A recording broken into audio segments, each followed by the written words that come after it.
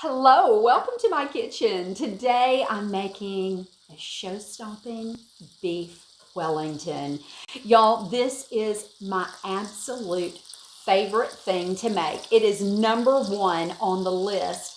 Now I have browned a beef tenderloin, and this particular beef tenderloin is probably a good 2 pounds. And I'm just going to go ahead and take this off the heat.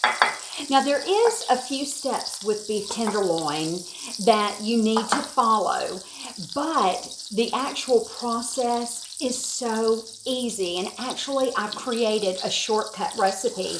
Now I've seared my beef tenderloin on all sides. We're not cooking it, we're just searing it to bring home that flavor and help it along a little bit, and to ensure that those juices are all tucked inside and not everywhere else.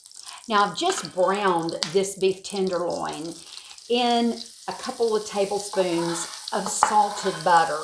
And you can definitely use olive oil, but the butter is going to give it a beautiful color, and it's also going to add flavor. So one thing that I say is don't skimp during the holidays. You know, we're going to do that soon enough in January. Go ahead and pull out the butter. Now I've added an 8-ounce package of mushrooms to my butter and my beef drippings, and I've chopped them up pretty finely. These are going to cook down, so really you don't need to put a whole lot of work into it. You can chop these in a food processor if you'd like, but you know me, I do not want to pull out something else that I've got to wash. So I am just good with a rough chop on the mushrooms. Now let's talk about seasoning the mushrooms. And this is where the shortcut comes in. Now beef Wellington usually is labor intensive because you're going to do a lot of cutting and chopping. But I have simplified this recipe, and I'm here to tell you it's every bit as good as if you would have spent hours chopping and cutting. Now I've got some seasoning, and that seasoning is a teaspoon of fresh thyme, a teaspoon of garlic powder, onion powder, and then a beef bouillon cube.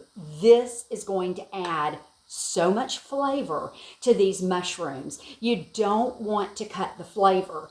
So in this goes. Now if you'd like to use fresh herbs, please feel free to do that. If you've just got some extra time on your hands during the holidays, then by all means cut up those onions and garlic and shallot. But thyme is not something that I have a lot of during the holidays. I want to make a big impact and make a big wow, but y'all, it's these simple shortcuts that really just make life a lot easier for you and the ones that you love. Now I'm going to just give this a little bit of salt. You've got the salt in the beef bouillon cube, so I don't add much, but I am adding a little, and just a pinch of black pepper. Now I'm cooking these on a medium-high heat, and they're going to look a little dry, and that's exactly what you're wanting. You do want to keep stirring all along because you don't want them to stick, but remember, don't add any more oil or any liquid, because the purpose of doing this is cooking the liquid out. Now I'm going to let these cook for probably 12 to 15 minutes, depending upon how large your mushrooms are. The larger they are, the more time it's going to take for them to release their liquid. Y'all, I'm proud to say that this recipe is in our Alabama Cattlemen's magazine this month, and I love this magazine. This is something that my grandfather helped start, and it's just a very proud thing for me. I'm sure you can understand. And I often write articles for this magazine, and this is our Christmas edition. And you can see Kathy's Southern Kitchen, and I've got my shortcut beef Wellington right here, along with some other great beef recipes. I'll put a link in the description for where you can find some more information on that. Our mushrooms have finished cooking, and look how beautifully dry they are. That's exactly what I wanted. Oh, y'all, these are perfect. These need to cool down completely. One of the most important things to remember when you're making beef Wellington is everything needs to be cooled down completely before you add it to the puff pastry. And I will tell you, a lot of times I make this ahead. You can make this 2 to 3 days ahead of time. Wrap it, put it in the refrigerator, bring it out about an hour before you want to bake it off, and ta-da! You look like you've just pulled off the most difficult dish in the world in less than an hour, y'all. It is just wonderful. Well, now I'm going to just let this sit until it cools down completely, and then we'll go on to the next step, which is our puff pastry. Now for the fun part, the assembly. I just love putting a beef Wellington together. It just, I don't know, there's just something so satisfying about that. Now I'm unfolding one sheet of puff pastry, and there's a floured side and an unfloured side, and I am putting the floured side down. Now I'm going to show this just a little bit of love and roll out the seams. You certainly don't have to do that.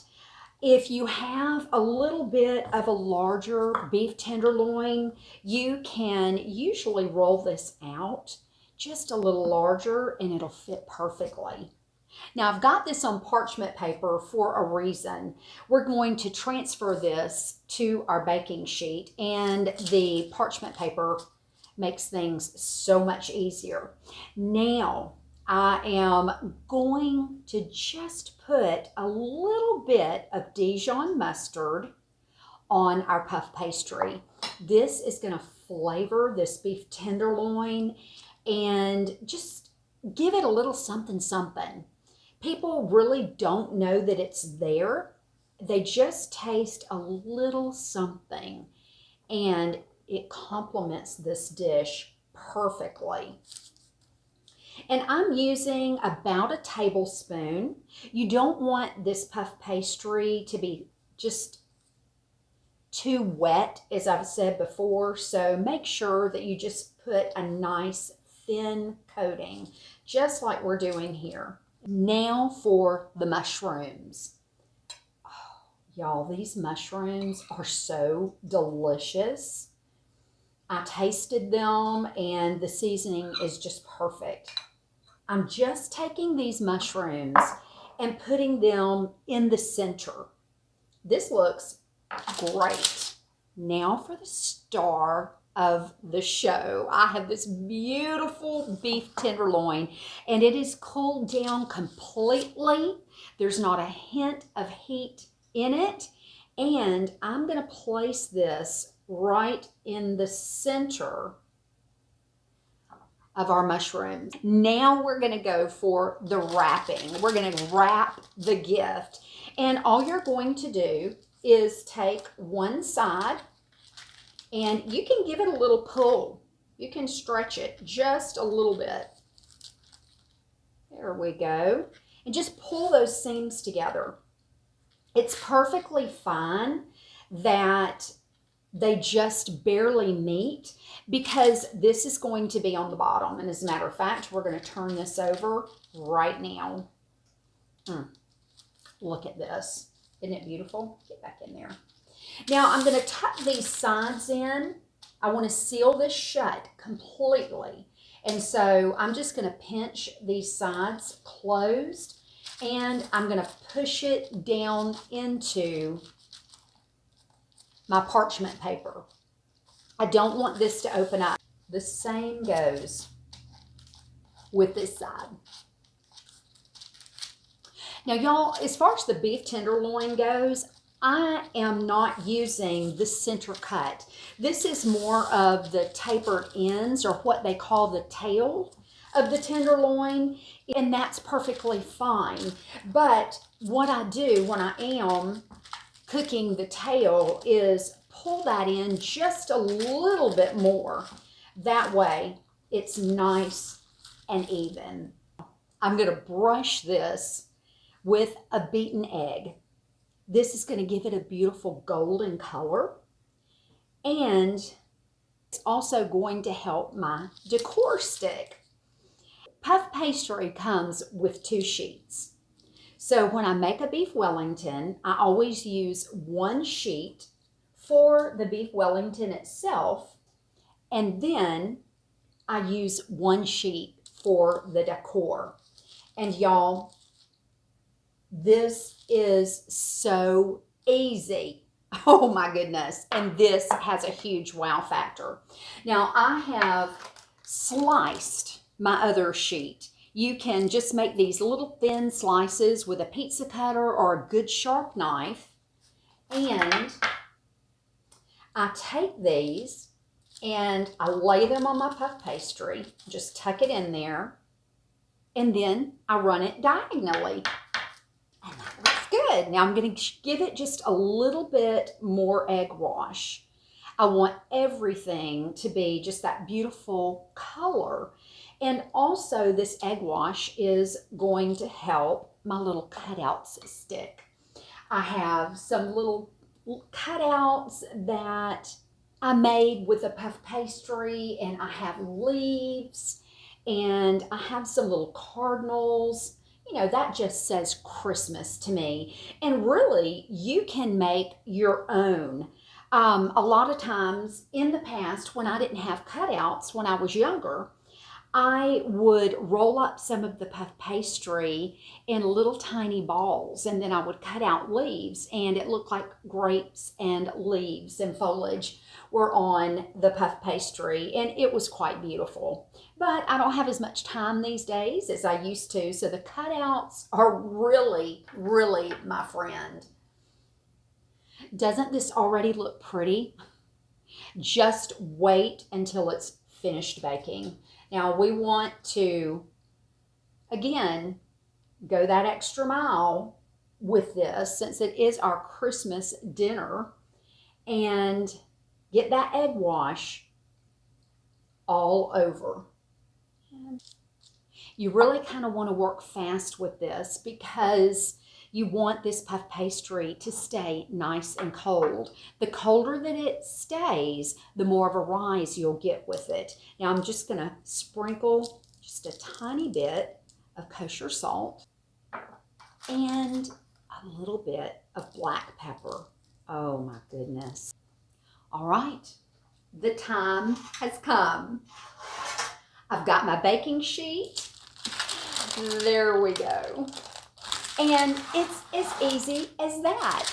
Now I've had my oven preheating for a while. With puff pastry, you want a really hot oven.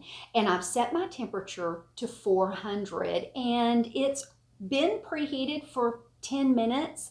That's really good because with puff pastry, that hot temperature is going to start cooking this immediately and cause that beautiful rise that we want. Well, next time I see you, we're going to have our beef Wellington. May I present to you beef Wellington. Now, this cooked for about 30 minutes, and I did have to tint the top with some loose tin foil because the cutouts do get brown before the actual pastry does. And I've also let it rest for a good 10 to 15 minutes. That way, when I slice into it, all the juices aren't just going to go out. We want to keep them inside. Also, I cooked up the little puff pastries that I had left over. You know, those little cutouts. And I put them on my serving board. Now, this is a silver platter dish, but I love serving the beef Wellington on a wooden cutting board because first of all, you're cutting it, and second of all, you have that elegance with some rustic feel, and it just makes people feel at ease and more comfortable, and this is perfect for our setting at our house. And now let's go in for the reveal.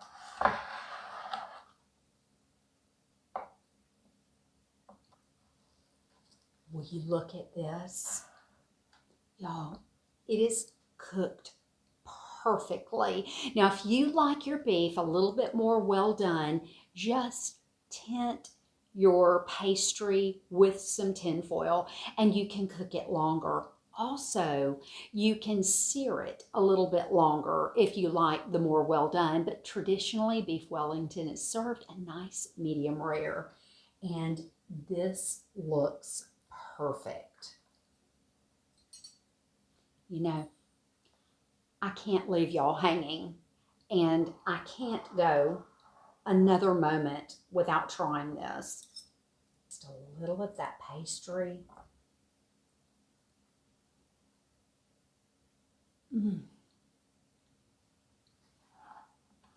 If a dish could leave me speechless, this would be it. This beef is so full of flavor, and the mustard is just the tiniest little hint. It gives just the tiniest bit of salt and flavor. And then you have the layer of mushrooms and all of the seasonings.